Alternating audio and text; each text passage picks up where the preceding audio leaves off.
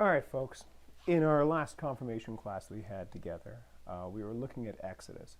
And we're going to be looking at Exodus for quite a little while yet. But our discussion of Exodus is going to be talking about now Exodus chapter 20.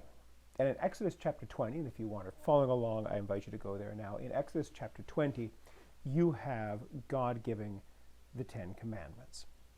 And the Ten Commandments are extremely important because the Ten Commandments are the way that God explains what good and right and moral are, right? That's where we get our entire morality from, is from the Ten Commandments. Fair enough.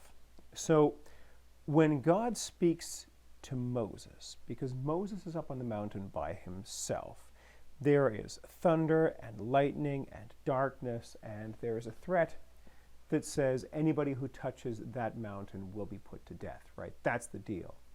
So Moses, while he's up on the mountain, is up there by himself, and God is speaking to him the Ten Commandments, and Moses is going to come down off of that mountain with the Ten Commandments chiseled into stone. This is important. We'll get to that in a little bit. When Moses is up on Mount Sinai, in Exodus chapter 20 is the story of the Ten Commandments. When he's up on Mount Sinai, God says this much. Follow along, Exodus chapter 20, beginning at about the first verse. And God speaks all these words, saying, I am the Lord your God who brought you out of the land of Egypt, out of the house of slavery. You shall have no other gods before me.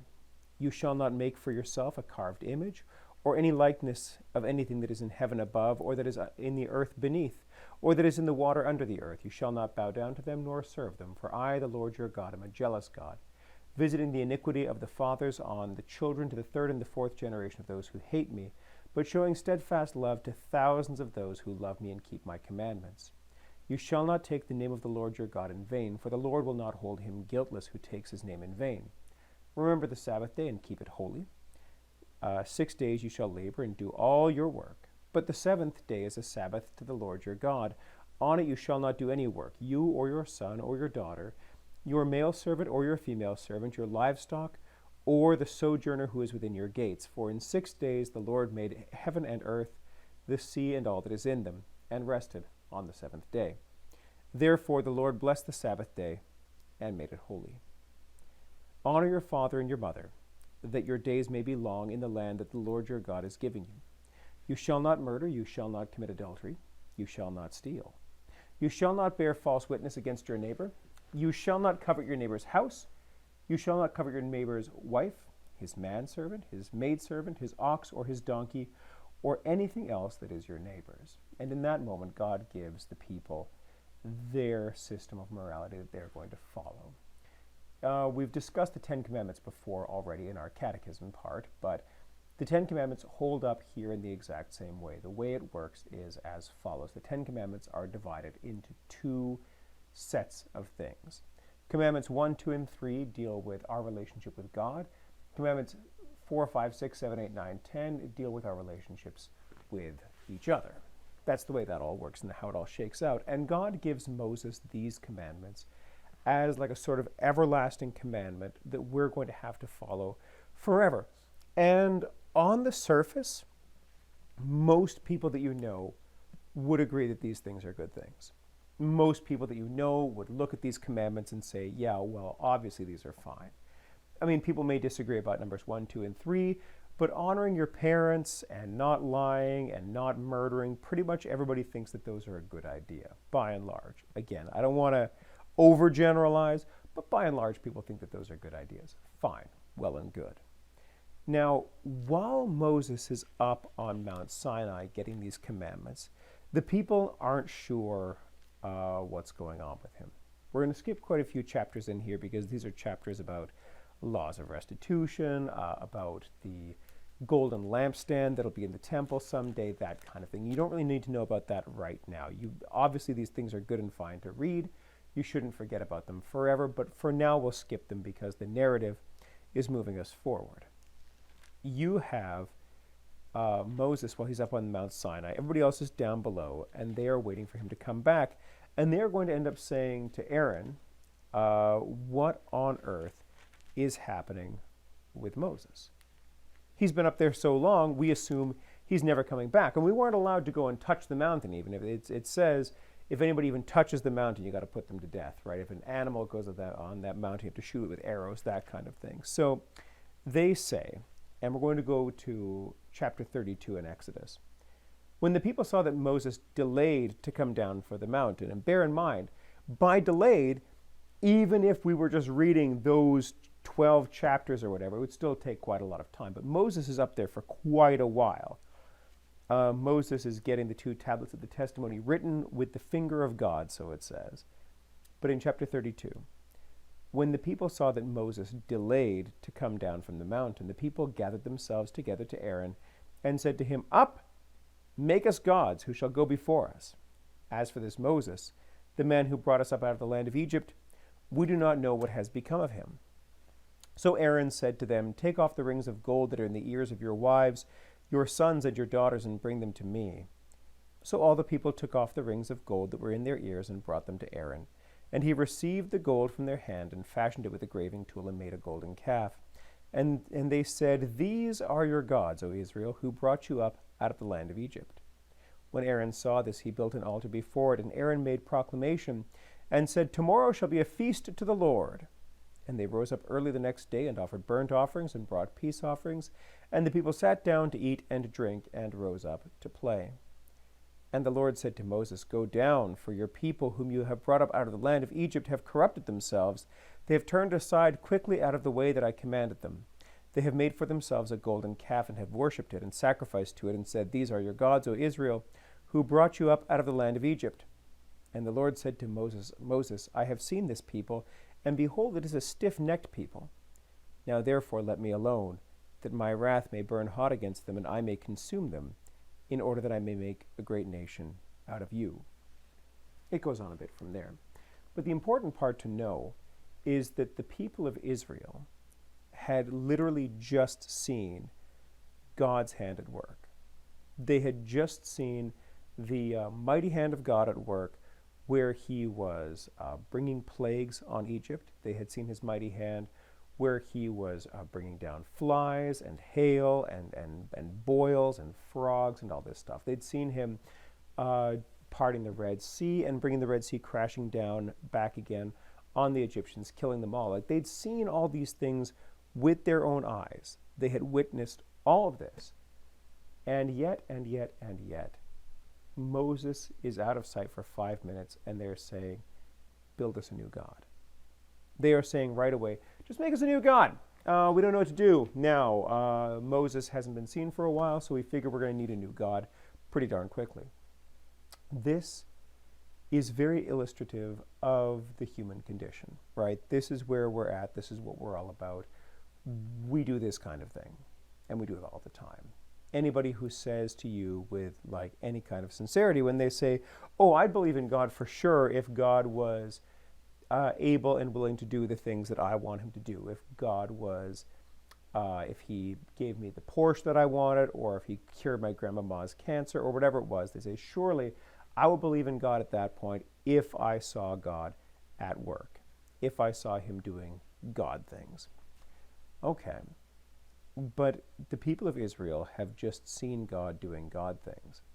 They've seen him performing great and grand and elaborate miracles, and they've seen him doing all kinds of things that human beings cannot do. If anybody has any kind of faith in God, it should be the people of Israel right now. But their faith wraps up pretty quickly and pretty easily and pretty gently, and all of a sudden they find themselves looking for a new God. That's how idolatry works. And idolatry is not based on whether or not God did what you wanted him to do. They had just seen God doing this. They'd just seen food and water appear out of nothing. They'd seen manna appear as though from nothing whatsoever, right? They've seen all this stuff happen, and they still don't believe. This is the human heart at play. This is what we do. This is how we run things. We don't want to do this, but we do it all the time.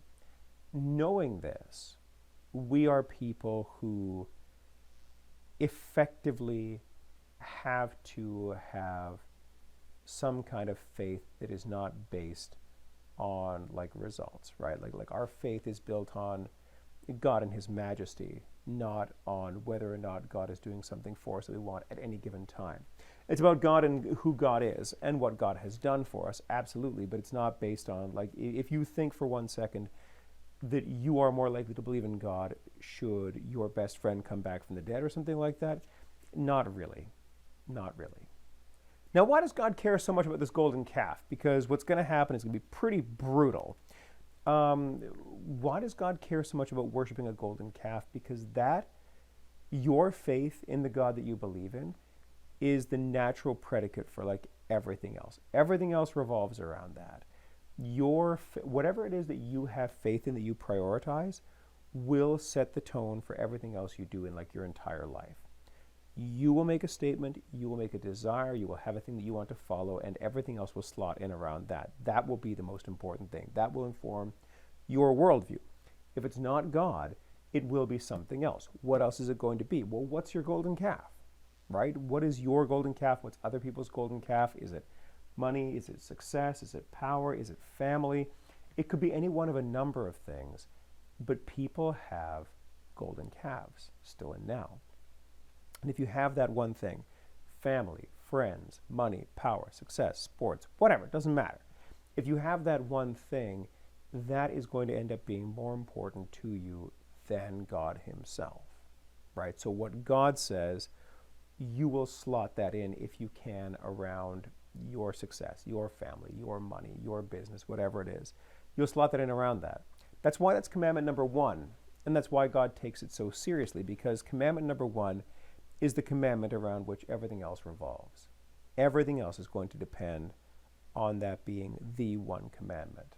That if you kept that one perfectly, the rest of them would just slot in around that because you wouldn't be fighting God all the time.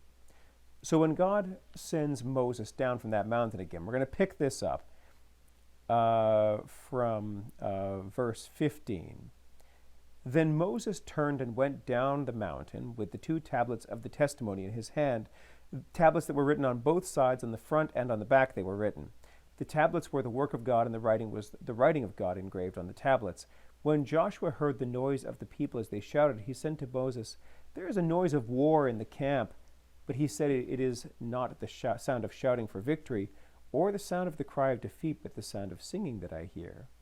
And as soon as he came near the camp and saw the calf and the dancing, Moses' anger burned hot, and he threw the tablets out of his hand and broke them at the foot of the mountain.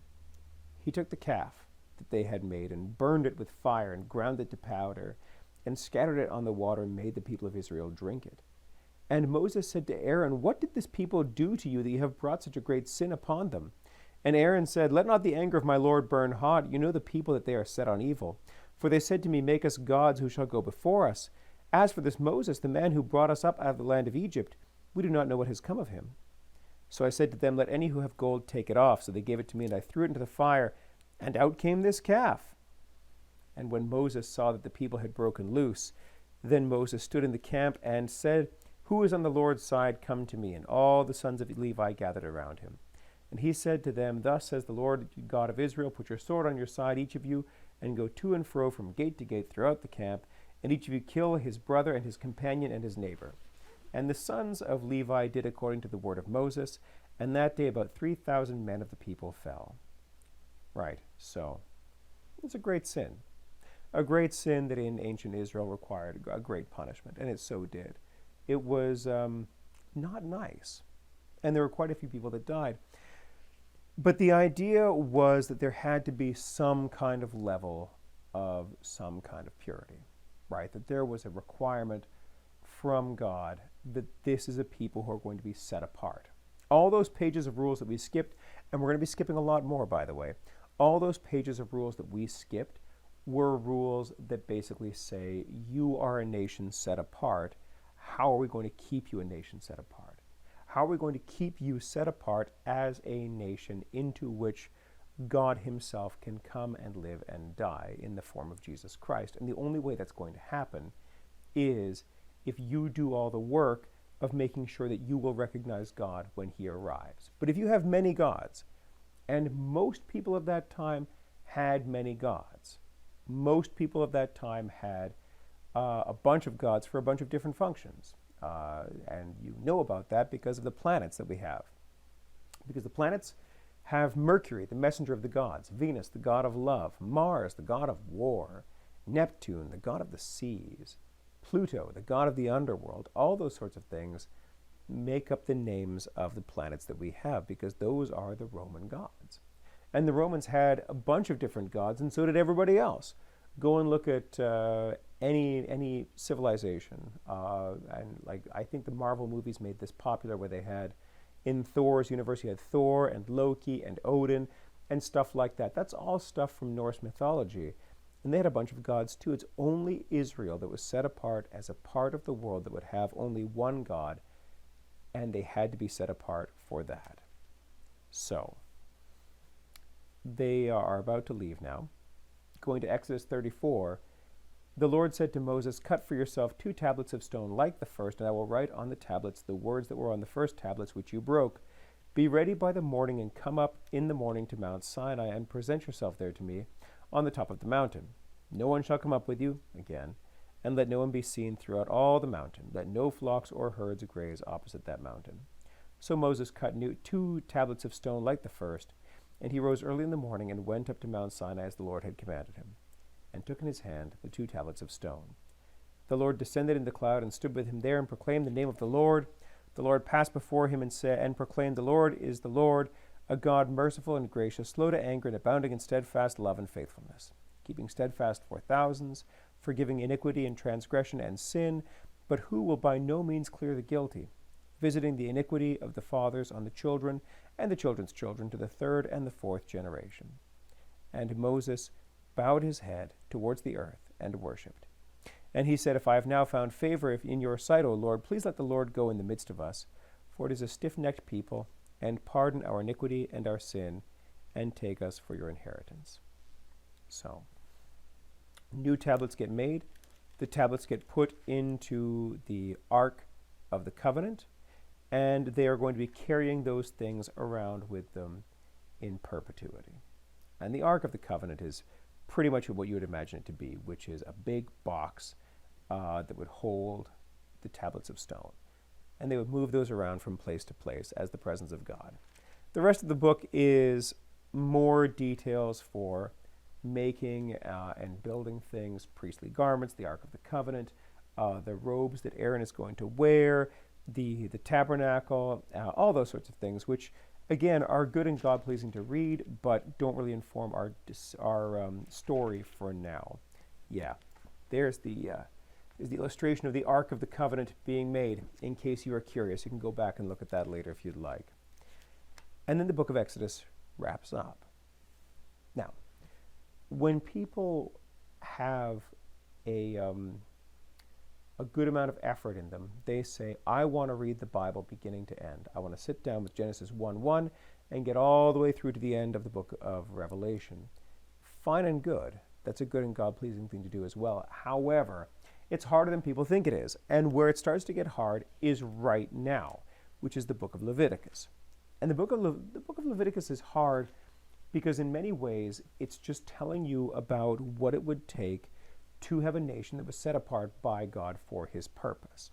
It's telling you what it would be like if God was to make a society, which he does, and to say, this society is set apart for me, for my purposes, for one God. And how are you going to be set apart from the nations around you? How are you going to be different? How are you going to recognize Christ when he comes to you in the world? And so you have all the different offerings that are being presented here. The laws for guilt offerings and sin offerings and wave offerings, and all those things. And we're not going to get into those too heavily. You should know that they're there.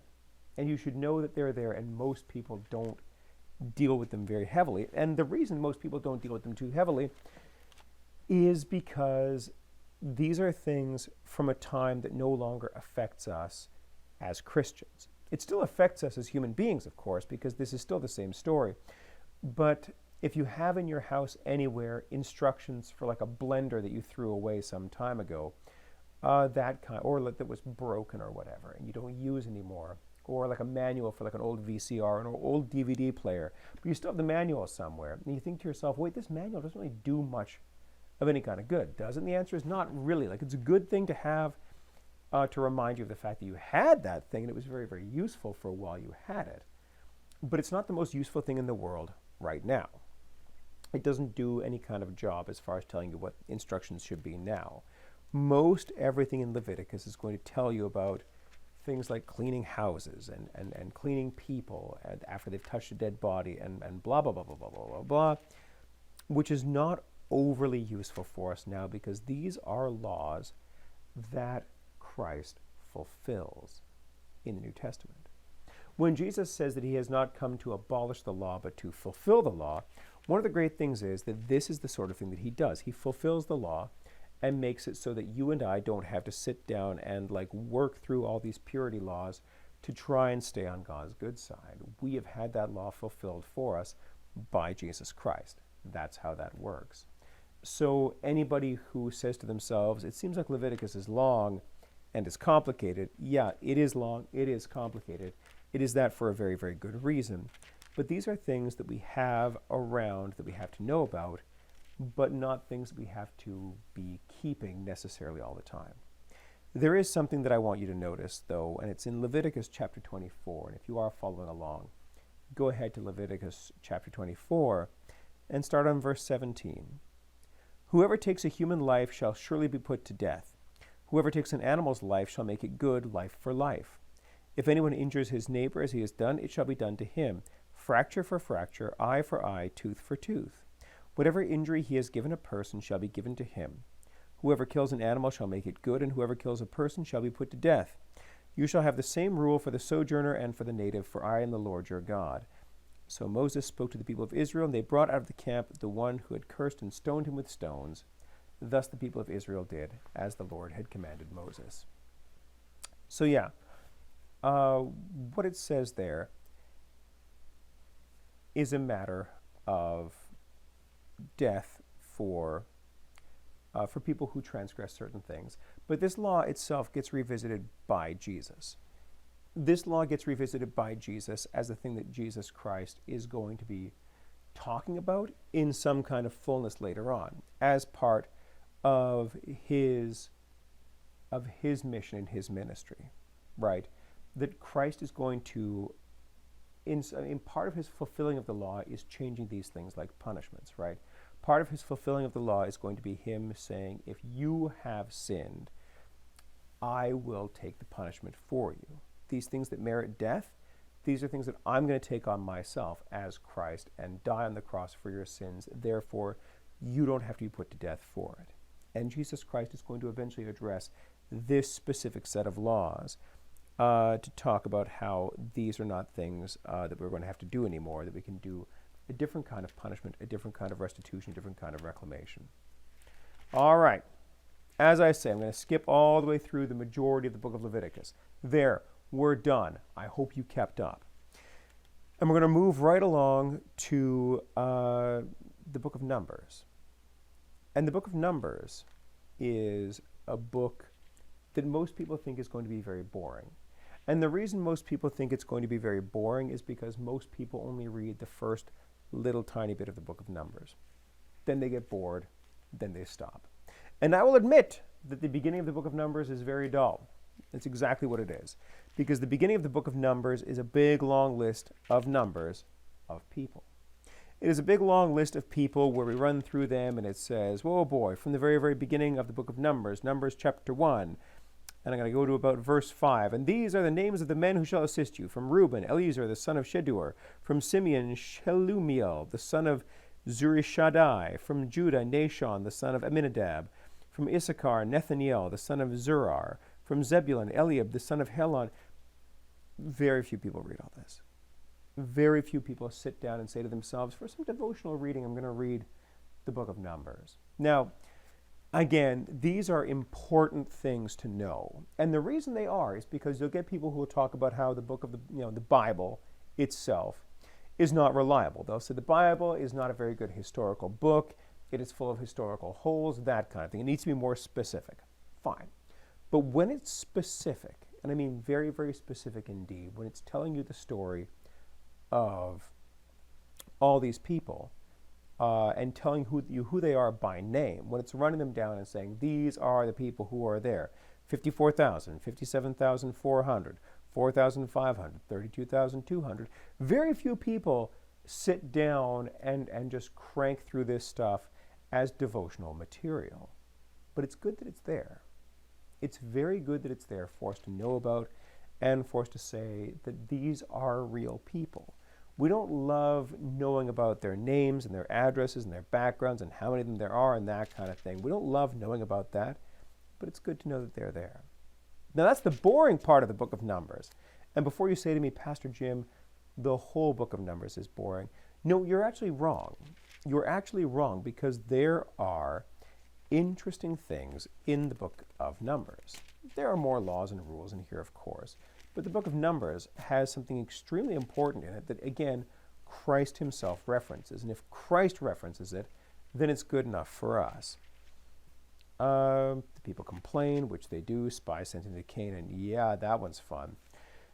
Spies sent into Canaan. So they're sending spies into the promised land to see what's up. And they are finding an enormous amount of bounty. All right, so starting in Numbers chapter 13, starting in verse 21, or 22, I guess. They went up into the Negeb and came to Hebron. Ahiman, Sheshai, and Talmai, the descendants of Anak, were there. Hebron was built 7 years before Zoan in Egypt. And they came to the valley of Eshcol and cut down from there a branch with a single cluster of grapes, and they brought it on a pole between two of them. They also brought some pomegranates and figs, and that place was called the valley of Eshcol because of the cluster that the people of Israel cut down from there. So a big cluster of grapes. A cluster of grapes so big, it's going to take two people to carry it on a pole between them. That's a lot. But it's also proof that the land is flowing with milk and honey. And milk and honey is no big deal for you, right? Because there's a good chance that you have milk and honey in your house right now. And if you didn't, it would not be hard to get. How hard is it to go and get milk? Not very. How hard is it to go get honey? Not very either. These things are very available. But for back then, it was a big deal to have these things. And to have grapes and pomegranates and figs and all these things were very, very good to eat. And most people didn't have access to that kind of stuff all the time. So the promised land is going to be a good and rich land to enter into. And Moses is going to lead them all the way there, but there will be some hang-ups and some slowdowns. We're going to go to chapter 21 now. Chapter 21, starting at verse 4. From Mount Hor they set out by the way to the Red Sea and to go around the land of Edom. And the people became impatient on the way. And the people spoke out against God and Moses. Why have you brought us out of Egypt to die in the wilderness? For there is no food and no water, and we loathe this worthless food. Then the Lord sent fiery serpents among the people, and they bit the people, so that many of the people of Israel died. And the people came and said to Moses, We have sinned, for we have spoken against the Lord and against you. Pray to the Lord, so that he take away the serpents from us.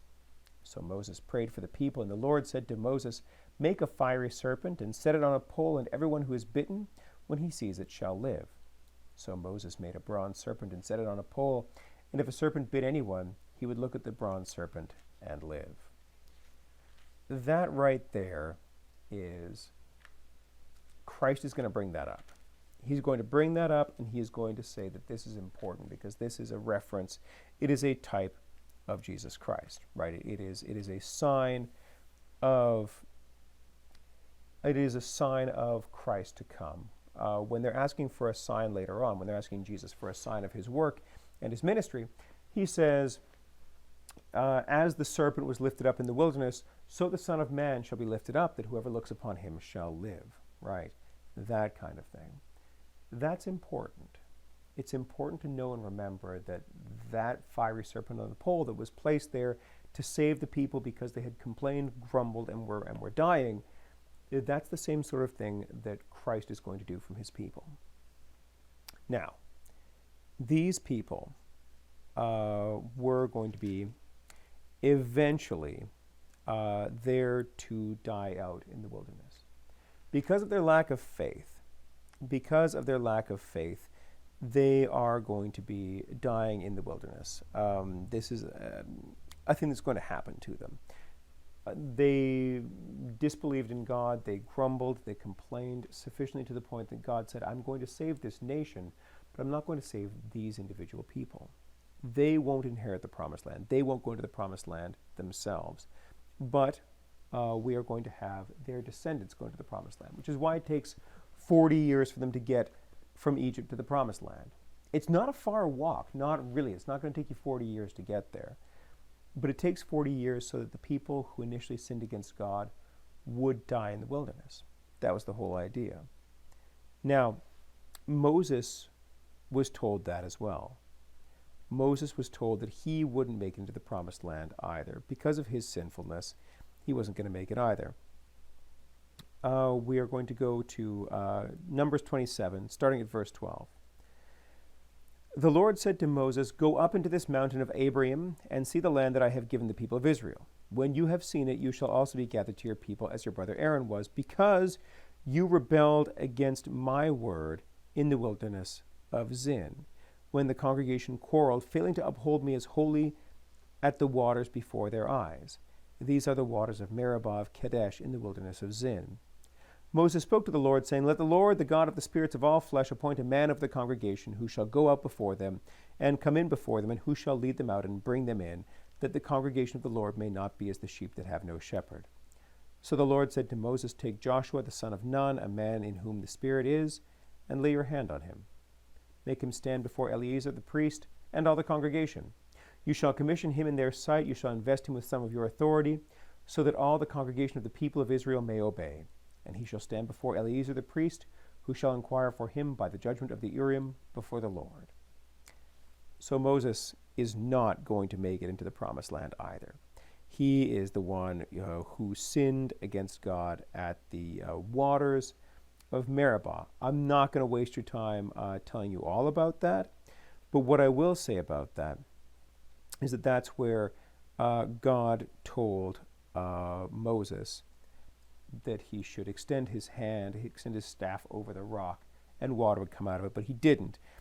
He tapped it with his staff, and the rock gushed out water, but that was part of Moses' own lack of faithfulness in God, and this entire generation is going to die off before they enter into the promised land. Thus the price of sinfulness, right? All right, that's how that works all the way through the book of Numbers, and I'm going to stop there. We're going to get into Deuteronomy next, and then Joshua, and then we're going to do some little bit of juggling around. We'll do some of Judges, that kind of thing, but I'm not going to keep you too late today. Know that we've gone now through Exodus and Leviticus and Numbers, and we'll be hitting Deuteronomy next time. Let's say a word of prayer, then you can be on your way tonight.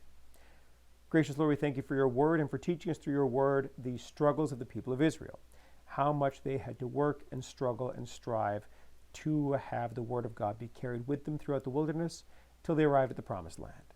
We are sojourning through wildernesses ourselves, so we ask for your presence in our lives now. Remind us of your presence and strengthen us through your promise. We ask these things in Jesus' name.